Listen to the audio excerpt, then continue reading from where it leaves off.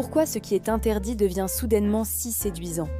Vous savez, ce petit frisson quand on pense à ce qu'on ne devrait pas avoir, même en étant dans une relation stable. Est-ce un manque de contrôle, un simple fantasme, ou le signe que notre couple ne nous suffit plus? En réalité, la psychologie derrière ce phénomène est bien plus complexe et fascinante. Aujourd'hui, on va explorer ensemble les mécanismes cachés du désir interdit. Qu'est-ce qui le déclenche? Pourquoi est-il si puissant? Et surtout, comment maintenir une relation saine sans se laisser dévorer par la tentation? Accrochez-vous, on plonge dans les secrets de notre cerveau amoureux. Alors, premier point essentiel, notre cerveau adore ce qu'il n'a pas.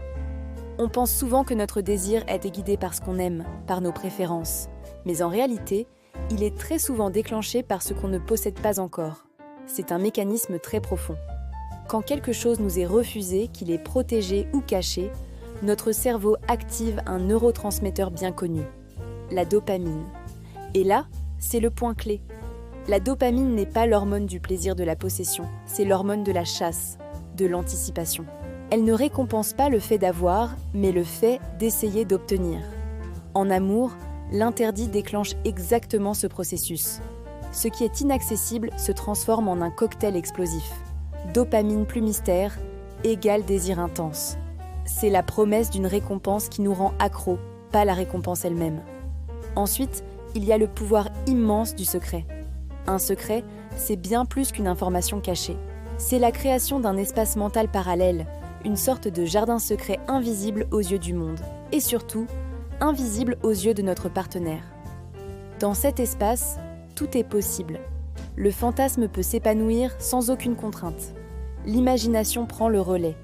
On interprète le moindre signe, on idéalise la personne ou la situation. En psychologie, on appelle ça l'espace érotique imaginaire. Et c'est là que ça devient intéressant. On ne désire pas vraiment la personne interdite pour ce qu'elle est. On désire la version fantasmée qu'on a construite dans notre tête. Cette version est parfaite, sans défaut, parce qu'elle n'est pas confrontée à la réalité. Le secret, c'est le carburant qui alimente ce moteur du désir. Plus le secret est grand, plus le fantasme devient puissant. Et bien sûr, qui dit interdit, dit danger. On ne peut pas ignorer le goût du risque. Être en couple, être engagé, ne supprime pas notre cerveau primitif, celui qui a évolué pendant des millénaires. Au fond de nous, on a tous un instinct qui nous pousse à rechercher l'excitation, la nouveauté et parfois la transgression. Ce désir de risque ne vient pas de nulle part. Il est lié à la récompense neurologique que notre cerveau ressent quand il enfreint une règle sans se faire prendre. C'est une petite décharge d'adrénaline, un sentiment de puissance et de liberté. Ce n'est donc pas forcément l'autre personne qui nous attire. C'est l'émotion de franchir la ligne, de jouer avec le feu et de sentir qu'on est encore maître de notre propre vie, en dehors des règles établies. Parlons maintenant de l'ego. Parce que oui, l'interdit nous renvoie directement à notre propre image. Quand quelque chose nous est interdit, ce n'est pas juste un désir physique ou émotionnel qui s'active. C'est aussi un désir narcissique. Au fond, une petite voix nous dit « Je veux prouver que je peux l'obtenir ». L'interdit, c'est un défi lancé à notre ego. Est-ce que je peux être choisi par cette personne inaccessible? Suis-je assez désirable pour attirer ce qui est défendu? Suis-je assez exceptionnel pour mériter ce privilège? C'est une quête de validation. On ne cherche pas l'amour, on cherche une preuve de notre propre valeur. Obtenir l'interdit, c'est comme gagner un trophée qui nous confirme qu'on est spécial. Il est crucial de faire la différence entre le fantasme et la réalité. Dans un couple établi, notre partenaire devient une personne réelle, avec ses forces mais aussi ses faiblesses, ses routines, ses petites manies qui peuvent parfois nous agacer. On partage le quotidien, les responsabilités, les moments de fatigue. Le désir interdit, lui, est totalement différent. Il n'a aucune réalité tangible.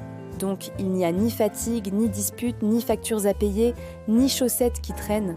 Il reste pur, parfait, parce qu'il est entièrement imaginaire. On ne désire pas une vraie personne avec ses complexités. On désire la surface lisse sur laquelle on peut projeter tous nos rêves et nos manques. C'est un écran blanc pour notre imagination. Et ça nous amène au rôle fondamental du manque. Le désir pour l'interdit n'apparaît pas par hasard dans un ciel bleu. Il surgit souvent quand quelque chose manque dans notre propre relation.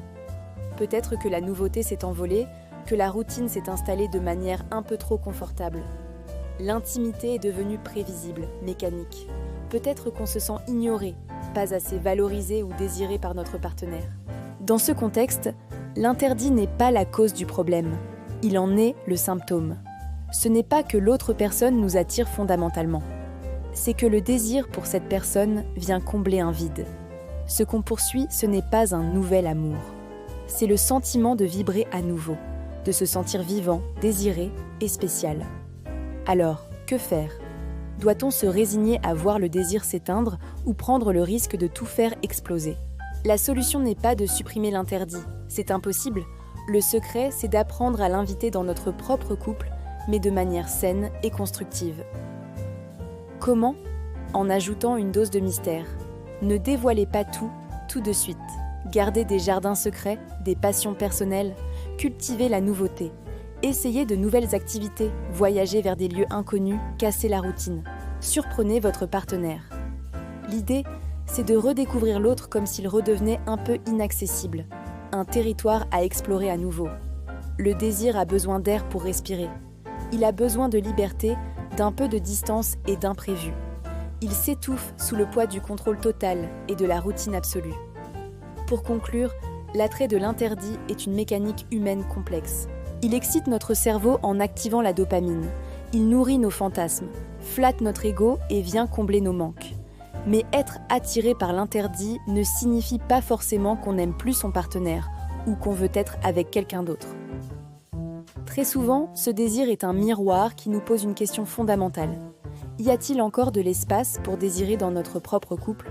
Le désir ne naît pas de l'absence de limites, mais de la tension créative qui existe dans l'espace entre deux personnes. Le plus grand défi et le plus beau, c'est de garder cet espace vivant. Merci d'avoir regardé cette vidéo. Si ce sujet vous a parlé, n'hésitez pas à laisser un commentaire pour partager vos réflexions. Abonnez-vous pour ne pas manquer les prochaines explorations de la psychologie amoureuse. À très bientôt.